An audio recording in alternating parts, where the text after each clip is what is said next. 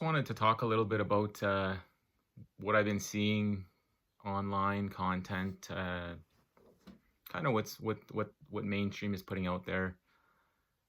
As for the chasing, um, relationship dynamics, I find it interesting how it's the same people who are telling you not to chase uh, people who are not interested in you. They've gone through their own experience and chased people that weren't interested in them, and it's kind of the catalyst that progresses you to the next step. So I find that interesting how people tell you, don't chase and do yourself a favor, and I get it, but at the same time, from my own experiences, I don't get it until it really hurts, whether that be from touching the stove.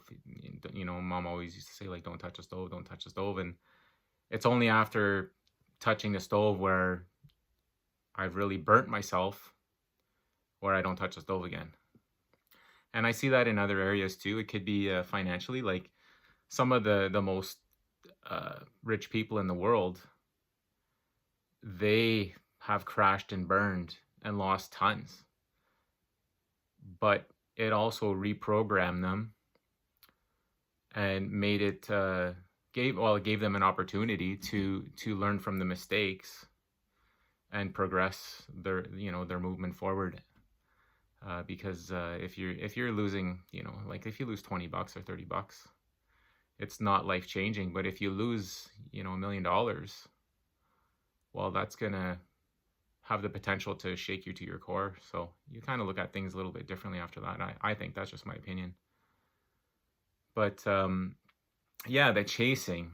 I always, I've been reading a lot of online content and watching a lot of videos, really trying to educate myself, as I constantly find myself attracted to certain types of women, since a child, actually.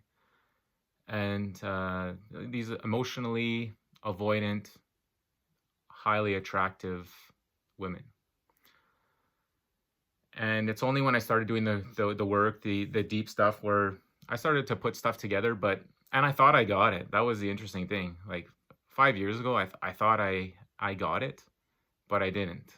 And so I remember it took me meeting this woman, and after all the work, like I say, I went into attachment theory, love language, you name it. I was digging deep, but I met this woman, and I instantly was like so attracted to her. My nervous system was completely dysregulated.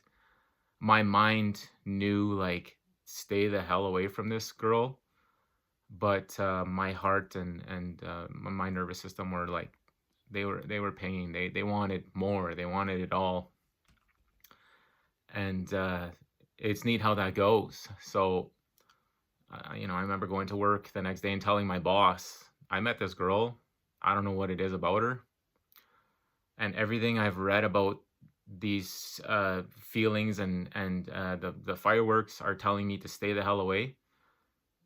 But I'm gonna see where it goes, and I'm gonna break my heart. I knew that, and that's what's neat is with these lessons is a lot of times you're meant to be where you're supposed to be, and these lessons are difficult, and if you always play it safe, you don't get anything out of it. Like, I learned stuff from my last relationships. I did break my heart, and some people say, well, no, they broke your heart. No, they didn't. I had a projection of these people, and they were just doing their things. They were just them. It's my own projections that were not accurate. They're just a person living their life. So yeah, it was neat to kind of follow this like the guidance of stay away. I didn't, and it's neat how I didn't follow it. But that's what's led me to the biggest breakthroughs, and the breakthrough that I'm in now, and the most pain. But you need that, and that's why I don't understand with all these and like highly watched YouTubers, and they're all saying the same thing: don't chase, don't chase, don't chase. But my thought is no, chase. And the bigger your heart cracks in half, the more open it's going to be, and then it allows you to see things for what they are. And in my case, like I said, I found myself highly attracted to this woman, and she never really reciprocated, and I kept, the door open, and I would try and I'll follow up with her, and every time I was around her, I was so weird, and I felt nervous, and it was so strange because I'm typically a somewhat secure, an anxious, secure person after the work, and I would have considered myself more in the secure realm, but being around her, it put me right back into that anxious attachment style, and that's a sign. And there was something though I couldn't give up on, like, on not that. It was like she was like a drug, like I would see her and it would just send all these chemicals through my system. It was fascinating, the high I would get off this person, and nothing happened with me and her. Like, nothing physical happened with me and her. I would try and hang out with her, and she knew. That's the interesting thing about energy, is we know. She knew, like, this guy's way too into me without me even really being that into her, like on the surface. I wasn't texting her, or, I wasn't flirty with her or anything like that. I was just deep down, she knew, and it's fascinating how the energy works. And yeah, it was a deep, deep spot where I found myself putting in most of the effort. It wasn't reciprocated. It wasn't 50-50 by any means.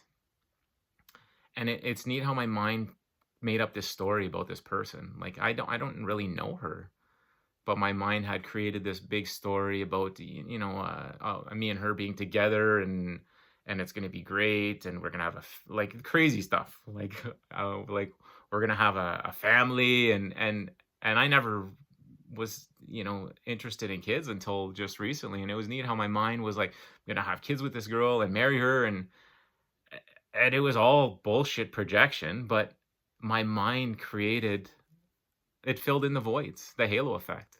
It completely filled it in. And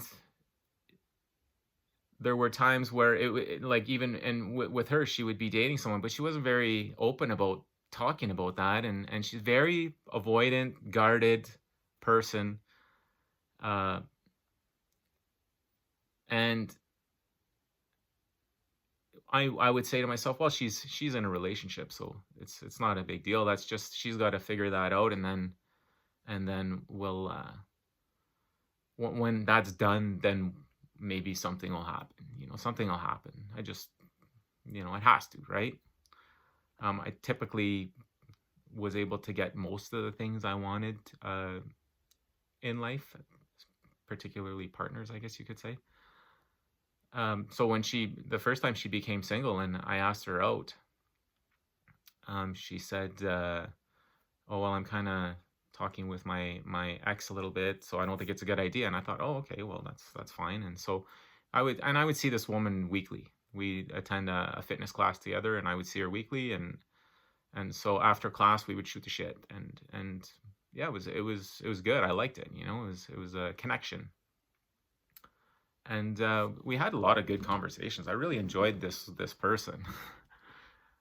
And so that went on for months, and then I found out again after that she was single now, and so I asked her out again. and she told me that we weren't. She didn't think we were in the same place in our lives emotionally, and she was right. And she's like, but I'm open to being friends. And I thought, okay, that's cool. I definitely want to be friends with this person. So we just started growing that friendship more, and getting deeper. I guess we were more and more entangled. On the friendship level, there was nothing romantic there, but every once in a while I'd catch myself, it was going deeper and deeper, and I'd have these thoughts about her, and this projection, and it was crazy. And then we started talking and getting more and more open with each other and vulnerable, and my mind was filling in these gaps and filling in gaps, um and then her and her boyfriend, she broke up with him, and she told me some other stuff, but that doesn't matter. But about other relationships, and then I thought, okay, well, she's probably going to take some time off dating and probably work on herself, and then maybe we'll connect. So there was no pressure. Like I would always let her know. Well, I wouldn't say always, but I let her know more than once. Like anytime you want to hang out or talk or whatever, you just reach out. I like talking to you. I like being around you, and just reach out. And yeah, I remember I went to work, and one of my coworkers, uh, he asked me about this girl that, and it wasn't her, but it was another one. He says, "What's the name of this girl that you were dating?" And I said, "Well, it's so and so." And he says, "Oh." I said, "Why are you asking me that?" Well, he says, "Oh, well, I just thought maybe it was someone else." And anyways, I'm like, "Well, who's the girl you're talking about? Like, what's her name?" And he tells me her name, and I says, "Well, I know someone with that name." And I said, "How old is she?" He says, "Well, she's this age." I said, "Well, I know someone who's that age." And he showed me a picture, and it was this girl that I had all these projections for, and my heart just dropped. And I just said, "Yeah, I know her. She's a really, really good girl." And I couldn't stop thinking about it. It crushed me. It sounds crazy because I hadn't done anything physically with her or anything like that, but we had this good connection, and all the other stuff that I had projected. So yeah, it was devastating. And I told him later. I said, that girl that you showed me?" And he said, "Yeah." I said, "Well, when you showed me her, did you notice anything about me?" And he said, "Well, you kind of got quiet." I said, "Yeah, I like that girl." But she's obviously not interested in me, and you need to see where it goes. And yeah, I said I would do the same. And the timing was just, and who it was, the person who had matched with her on this Tinder. It's such a similar person to who I used to be before the work, and who my ex ended up getting involved in a relationship right after me with. And it doesn't matter, I could say whatever the hell I want about that person, that they are who they are. But it was neat because it's the similar thing, and I thought, like, man, I like, my ego was like, I'm so much fucking better than this person. Like, what the hell? I don't get it. And yeah, it was interesting, like, where my mind went, and I ended up messaging this friend of mine and asking her, like, "What do you think of me?" And she was very honest, and she said, like, "Well, I think she had all these great qualities." And I was like, "Holy shit, okay, this is nice." And then at the end, "And I consider you a good friend, and I'm happy that I met you." And that was like, okay, well, this is it. This is what she thinks of me. She is not interested in me. And that was super painful. And I just let her know, like, "Look, seeing you on this coworker's phone, it brought up a lot of shit. Stuff that I thought that I had kind of given up on." And I mean, I kind of knew in the background, but I was trying to convince myself that there wasn't as much there as there actually was. And anyways, this was like, hey, it's over. The dream, the projection's done. It's not real. It was like a it's just like that life had been, the dream was crushed, and it forced me inward. And I know I'm talking a lot about maybe stuff that I don't want to lose anyone in this here, but there's a lot of information, I guess, maybe too much, but this is just how I'm presenting it. So yes, it crushed me, and it was neat because it opened up the wound that was always there. Now, I always picked attractive, emotionally unavailable women, and I was emotionally unavailable myself, and partially still am. And this experience has opened up this wound, and it goes right back to my childhood. You know, my mother, when I was 1.5, she had my brother, who's younger, and essentially pushed me away, and expected me to grow up and be essentially independent, because she was taking care of a newborn. So that was what she did, and she didn't know any better. She was doing her best, but it crushed me. It devastated me to be pushed away, and me wanting that love so badly. That little boy just wanting so much from her, and she just couldn't give it. And throughout my years growing up, I would always pick these women who were not interested in me and would push me away, and it was so addictive, and it felt normal and familiar, and like they say, and people say that the familiar energy, the pattern, if you feel it, run. But I don't know. I think go into it, because going into this has given me the opportunity to connect with this inner child of mine. I've heard about inner child work, and I tried doing it before, but I didn't really connect. It took this event and everything lining up the way it did, even including the person who I work with, who she matched with, like the way his energy is.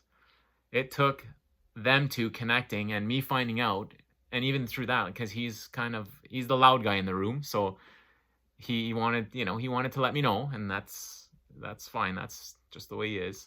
He's not a bad person. But it took everything like that to get me to go within and see this young version of myself that wants the love, wants the connection, wants to be accepted, wants to be chosen, wants to love, wants to accept, wants to choose. I want that back and forth, and I wasn't able to ever see that before, and how deep the wound was, and to actually, I could actually picture this inner child, like running around in panic mode about this woman, like, we need her, we need her, we need her, we need her, and then it's like it never was about this woman. And that's the interesting thing, is it wasn't her. I mean, she's very attractive. She's a super cool person. I do care a lot about her. But it was never about her. This whole love story I created, I don't even really know her. I don't know how we would be in a relationship. There was so much made up stuff there. But this is what it takes to go to the root. This is what I needed. I needed to be shook into the core. And in my last relationships, it ended in heartache. But and this was interesting. And this wasn't even a romantic relationship, but I got more out of this experience than any other experience I've ever had in my life, about going back to the core. And then the good thing about this is now it allows me to see where the wound is. It allows me to connect with that younger version of myself that wants that love, that wants that validation, the connection, and really see that when people say, like, you need to love yourself before you can love others, it's true. Because had this woman picked me, and I knew this, it was interesting. Had she picked me, it would have just repeated the cycle. And even she added me on Facebook. A few months after we got to meeting each other, and it was neat to see, like, even that I was super attracted to her, and the second she added me on Facebook, almost like she was stepping forward, I was like, whoa, this is a little bit much, like, this isn't familiar. Like, you're not supposed to initiate anything. So I kind of took a step back, and then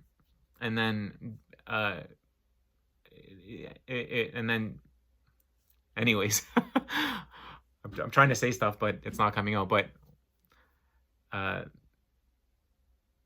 she initiated a little bit, which is what I wanted. And it was neat to see how I kind of withdrew, because I was like, oh, this doesn't feel right.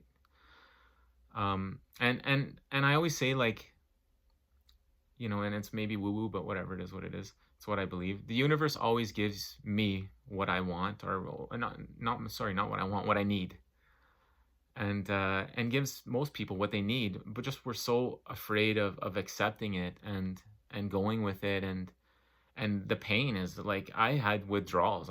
Like when they say that you'll have withdrawals like it's a drug, I would have never believed that. But I had withdrawals like it was my stomach hurt, and I would get the shakes from it wasn't her, but it was the energy of her, and not even, it was my wound. It was my inner child. It is my inner child. So I would tell anybody now, like, if you want the most growth, whether it's with financial or in this kind of thing, if you're struggling with something, or if you have a fear of money, or fear of if your relationships are not they're not 50-50, and there's not a good dynamic and healthy, and you catch yourself being super attracted to these avoidant people, people that are not good for you, people that don't pick you, go with it. Go deep. Go as deep as you can, because without this shift and this experience, I would have never got to where I'm at right now. And there are days where it sucks. It comes and goes in waves, but I've never been in a better place emotionally in my life. And it's goes back to the stove again. You can tell someone, don't touch the stove, it's hot. Don't touch the stove, it's hot. Until they touch the stove and burn themselves and realize, like, I don't want to touch that stove again, they're going to keep touching the stove. If it just, gives them a little warm sensation, and I compare that to my previous relationships where I get that sensation, while I keep going back in, keep going back in, keep going back in. This one here shook me so deep to my core, and really, like, it burned. Where I know now, like, I'm not doing this. I'm afraid of this shit. I do not. If I sense another woman that makes me feel like this, I'm running. Like, and doesn't mean they're a bad person. She's not a bad person. She's a great person. She's just got her own shit, and I got my shit, and we all have our own shit. But I needed this to really expose that wound, and for my growth. And she doesn't know this, because it's kind of weird now, because I told her I was interested in her, yeah, anyways. It's kind of weird between me and her, but that's okay. But she is the biggest catalyst for my growth. Without her being who she is, and me being who I am, I don't know if I would have ever broken this cycle and been able to hit these depths. So yeah, I say go for it. Hurt yourself. I love that old saying, you got to keep breaking your heart until it's opened, and see what happens. And it's going to suck. But who you are after you come out of it is it's priceless. So yeah, that's all. Thank you.